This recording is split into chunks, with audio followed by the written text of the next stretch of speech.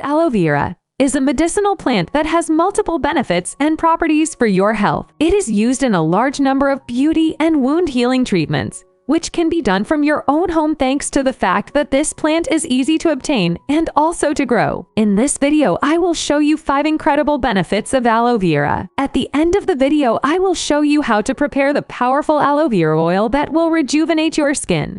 Remember to like this video, subscribe to our channel, and activate the bell so you can continue enjoying more material like this. Number 1. Heals burns and irritations.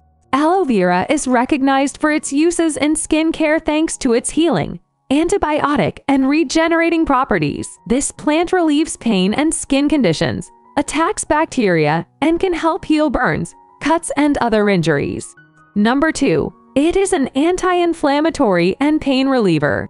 Aloe vera also helps reduce inflammation and relieve pain in case of insect bites, bumps, or cramps thanks to its anti-inflammatory and analgesic properties. To use aloe for any of these skin conditions and get immediate relief, first wash the area well if it is an open wound and dry it. Then cut a piece of aloe and, finally, rub its gel on the wound.